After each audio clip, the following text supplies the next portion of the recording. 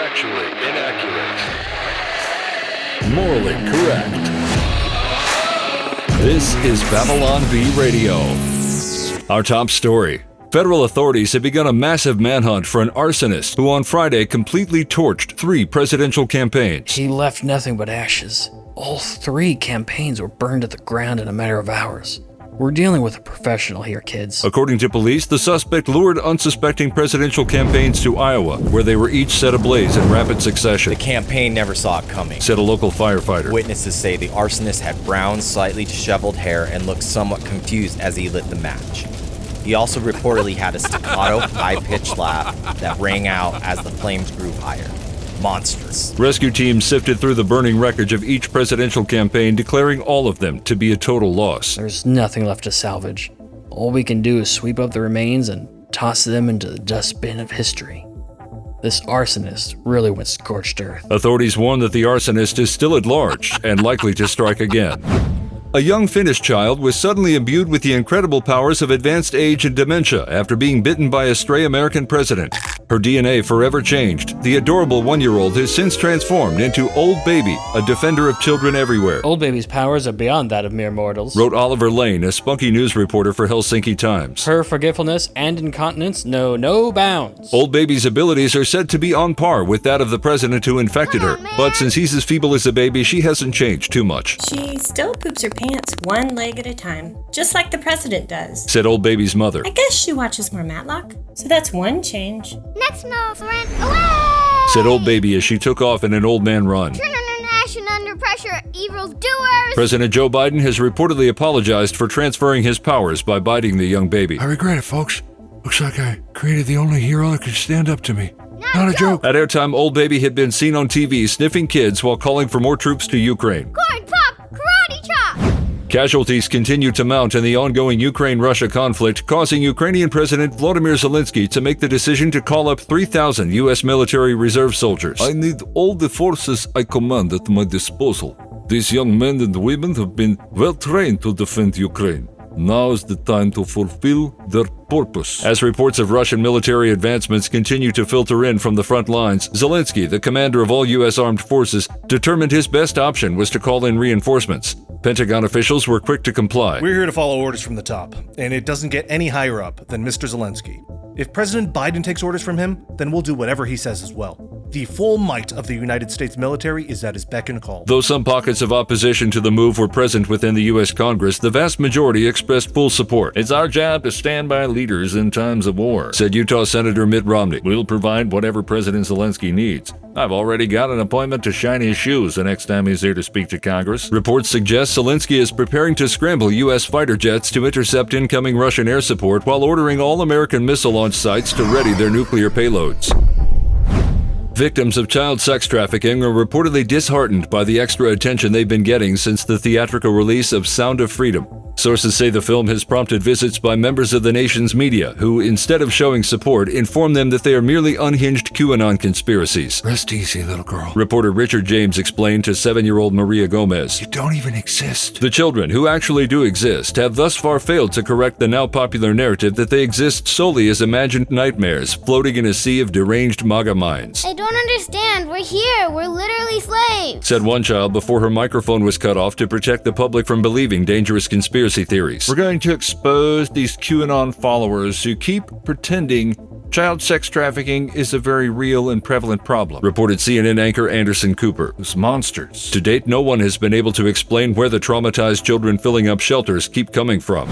Local residents and landlords in the D.C. area are concerned after rumors surfaced that a nearby home on Pennsylvania Avenue has become a dangerous crack house. It's just not fair.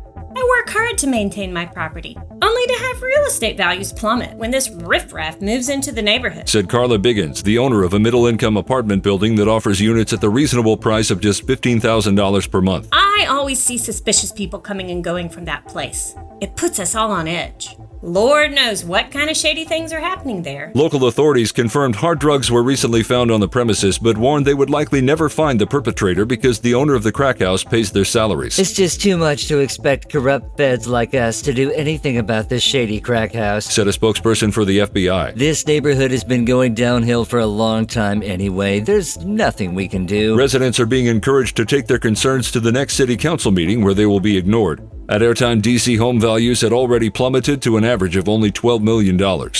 With the rumor mill still churning despite the Secret Service closing its investigation, President Joe Biden blamed the presence of cocaine in the West Wing of the White House on a black man who used to live there. One of those suspicious colored fellas used to live here. Biden said to reporters assembled on the White House lawn as he came outside for his morning recess time. Black folks are always dealing drugs, which is why I pushed so hard to incarcerate them decades ago. Nobody listened. Now one of them lived here for years. He was a bad dude. Wolfgang Binder. Ever since a white powder that later tested positive for cocaine was discovered in the White House, speculation has run rampant that it may have belonged to President Biden's son, Hunter. People are trying to say it belonged to my son, but that's an awful thing to say because my son passed away years ago. It's time for us to move on, folks. Just like the black fella who lived here before. He doesn't live here anymore, but he calls me up every day, tells me what I need to do. Mint chocolate chip. As Biden was being led away, he was heard muttering about the White House's former tenants. Whatever happened to that guy? And what about his wife, the tall, burly fella? Administration officials have also confirmed that drugs found in Hunter Biden's car and home also belonged to a previous black resident of the White House. In a recent speech, Vice President and Artificial Intelligence Czar Kamala Harris proudly announced that after months of dedicated research and extensive study, she has determined what the initials AI stand for. This discovery is the result of intense research. It is with great pride that I'm here to let the world know that the letters AI actually stand for Artificial Intelligence. At no point in the history of AI has this secret been known. I have gained this knowledge and now know this knowledge. Because after you gain knowledge, you then know it. And this is how knowledge works. Experts applauded Harris for uncovering the long unknown secret. All this time I was wondering what it was I was an expert in, said AI expert Professor Blake Rumsey at the Massachusetts Institute of Technology AI Lab. The vice president must have access to the most brilliant scientific minds in the world. It's wonderful to have such an intellectual powerhouse at the highest levels of our government. Thanks, Kamala. You've done it again. Harris maintained the importance of her discovery. There is intelligence that is artificial and intelligence that is actual.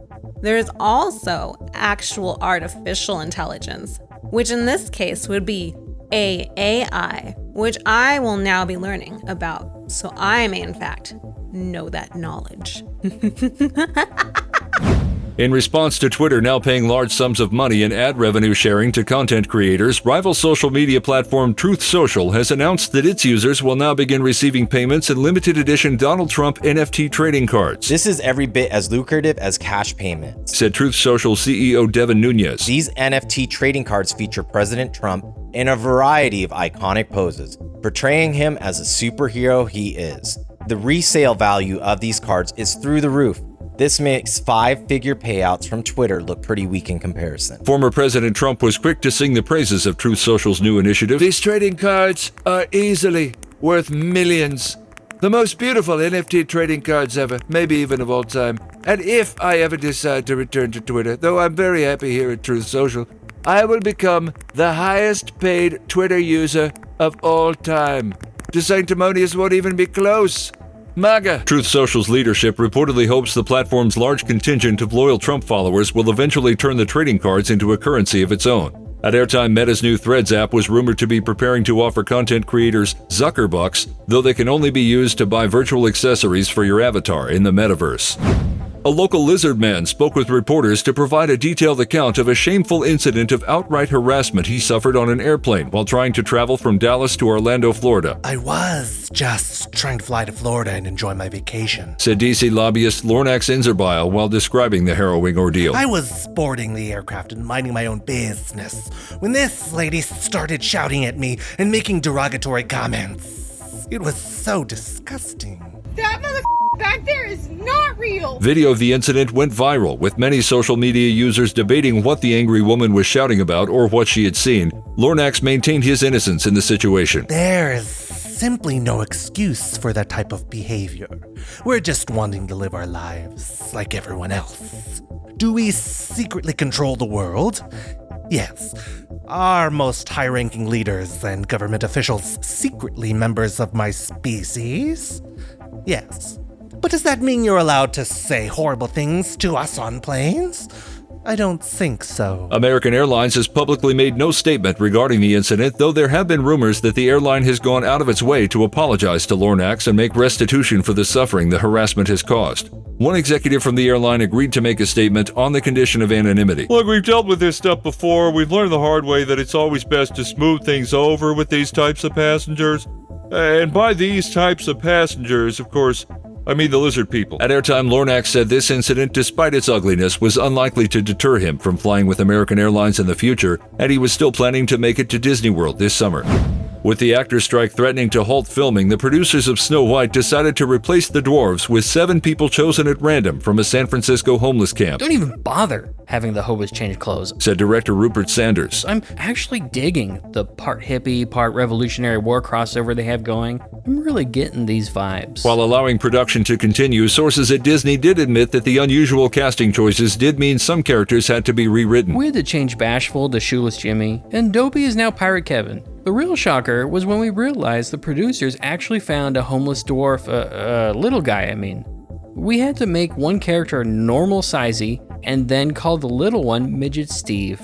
It's not perfect, but we're full steam ahead. Disney CEO Bob Iger said the company offered each hobo a 6-pack of beer and new socks as compensation. And that pirate guy also asked for some rope. It was so much easier than negotiating with actors, and we saved a fortune. The only real issue we've had on set is they keep stopping mid-scene to take a dump right in front of everyone. We're going to have a lot of work to do in post-production. At airtime, Disney had decided to just give up and light $100 million on fire with a flamethrower to get it over with. B-Radio features officially curated content from the Babylon Bee. Scripted, voiced, and produced by Austin Robertson. Additional voices in this episode from Bettina, Brandon, Jordan, Kristen, Travis, and Zoe. Please subscribe, rate, and review B-Radio on Apple, Spotify, iHeart, or wherever you get your podcasts.